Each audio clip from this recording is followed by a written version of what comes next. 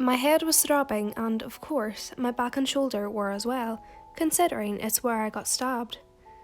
I tried sitting up in bed, but it hurt, so to get out of it from hurting, I enabled my quirk. Just didn't go anywhere, so that it didn't hurt when I moved. Slowly, I sat up in bed and looked around the room. It was completely white, so I could tell I was in the hospital. There was a giant clean window where I could see the city, and I was about a few stories up as well, to see the busy city. Besides the bed and all the medical machines, the room was empty. The shelves looked as if they were in a video game, and you couldn't interact with them. I sighed and tossed the blanket to the side, throwing my legs over the edge of the bed. But I paused when the door opened. "Hi, shithead," I said when I saw who walked in. "What the fuck are you doing?" Bakugou closed the door behind him and walked in. He made his way to stand next to my bed, looking down at me. "I was going to go see my brother. Why? Do you have plans?" I asked, wriggling my eyebrows with a playful smirk. "Get back in bed. He's not conscious anyway."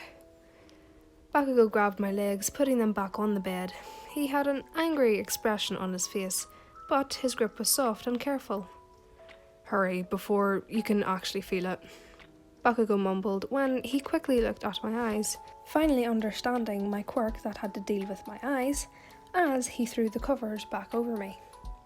I smiled while looking at Bakugou, who took a seat in the empty chair next to the bed. You know, everyone says you're an asshole, but when they get to know you, you're actually really sweet. Bakugou rolled his eyes, looking away, but I could see a slight blush on his cheeks, making my smile get wider. "Shut the hell up, glitch bitch." After a while, I was able to convince Bakugou to let me out of bed, to which his response was, "Alright, but if it hurts, it's not my fault." I held onto Bakugou's arm as I made my way down the hallway, where Bakugou led me to where Shota's room was. "Oh my god," I mumbled, leaving Bakugou, and almost losing my fucking balance. And I ran over to the chair next to his bed. "Shota." I ran my fingers lightly through his hair, which was spread out on the pillow, then leaned my elbows on my knees, leaning over. His face was covered in bandages, and his arm was as well. I let this happen. YN, just how I wanted to talk to. Bakugou and I both turned to look at the pro hero walking in the room. "Hi, Hisashi," I mumbled, looking back over at Shota. "How are you?" I dully asked. "Does Bakugou?" "He's fine," Hisashi sighed, and took a seat on the other side of the bed. "What do you need?" I asked, running my hands through my hair as they stayed leaned on my knees. My head hung down low and I stared at the ground. "You need a place to stay while Shota is immobilized?" I looked up at him, raising an eyebrow. "And it can't be me." "Why not?" "I'm staying here," Hisashi mumbled, staring at Shota, whose face was covered in bandages. "Waiting until he wakes up." He looked up behind me. "Stay with Bakugou."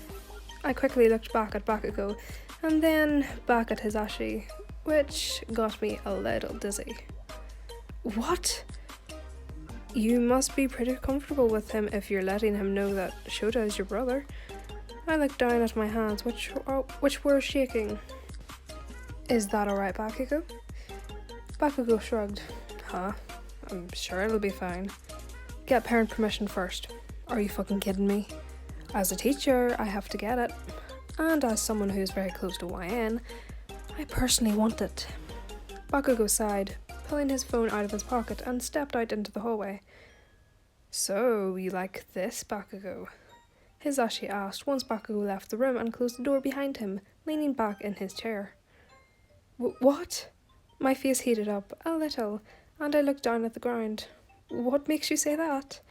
"Come on, YN. Sure, I've seen you get close to people to try and change them, but never have you let them know that your brother is Shota, or that you're even related to him. Usually you switch your last name and lie. You also never accept any help from them, for some odd reason." Yet, I saw him helping you down the hole. I hummed, leaning back and crossing my arms. That all signs? No, I'm not telling you the other ones. Fuck you, man. Hisashi smiled slightly and looked back at Shota, his smile dropping. Bakugou walked in, mumbling swear words underneath his breath. She's a fucking bitch, oh my god.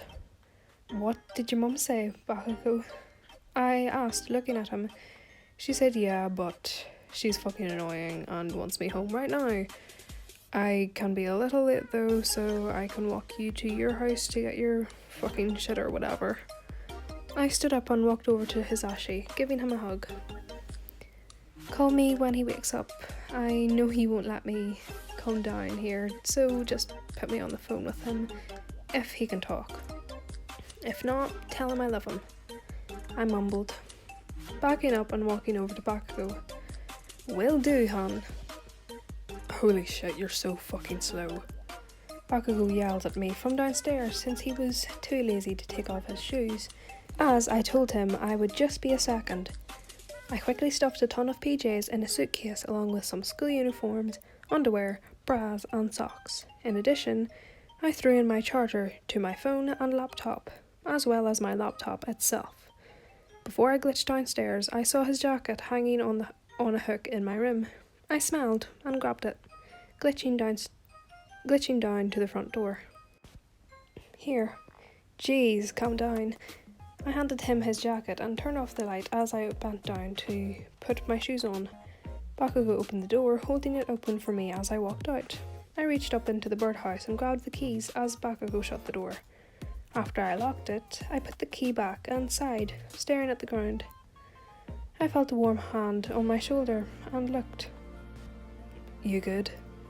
I nodded as Bakugou wrapped the jacket back on my shoulders like before. You might still need this after all.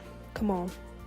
Again, I nodded and went to grab my suitcase, which is when I realised Bakugou grabbed it already.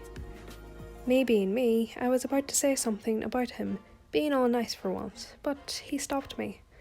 Don't fucking say anything. I was a little hesitant, obviously, but I wrapped my arm around Bakugou's and started walking. He didn't protest or say anything, so that's how we walked to his house. Bakugou was basically radiating heat. He was so warm that I was fucking glad I decided to cling on to him. The question was, why did he let me? Though it all ended when we reached the steps, I let go of him and he walked into the house. Following him, I closed the door behind him. Katsuki, is that you? Bakugou groaned, throwing down his shoes and standing up straight. Who else would it be, old hag? I looked at him with my mouth gaping open. What? What do you mean, what? That's your mother. I yelled in a whisper, placing my shoes down and crossing my arm. She's a bitch. Bakugou was cut off by getting smacked in the back of the head. I covered my mouth to hold back a laugh. Hey. Shut it, Katsuki. She pushed him aside and smiled. Hi, I'm Mitsuki Bakugou. Mitsuki held out a hand to which I shook it, returning the smile. YN Martin. I lied. Bakugou raised his eyebrows at me, out of the corner of my eye. Beautiful home, Mrs. Bakugou. Please, call me Mitsuki. Martin. Please, call me YN. I said with a smile as I followed her into the kitchen, following her wave. Martin? Bakugou mouthed at me with a little smirk. I placed a finger on my lips and headed into the kitchen. Are you hungry, YN? Mitsuki asked, stirring a pot of curry. Oh, sorry, I ate already. She smiled still.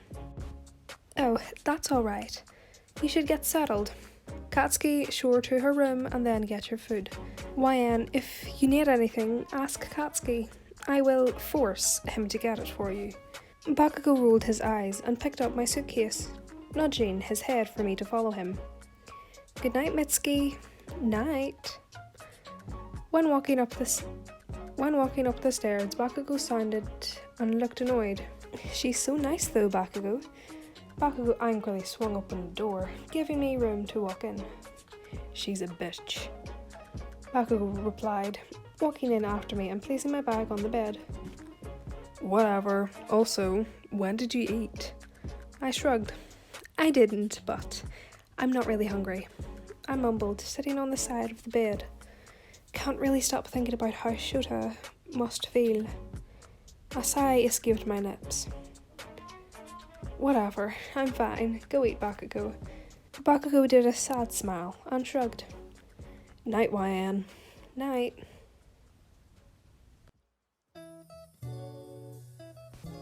Hey guys, Floorvoid here. Just want to say that I might be able to post on Wednesdays and Sundays, hopefully in the next coming weeks.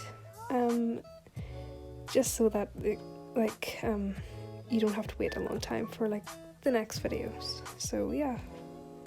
This fanfic was made by sloth __ on Wattpad. Link is in the description. Hope you all have a lovely morning, night, afternoon, whatever. Floorvoid out.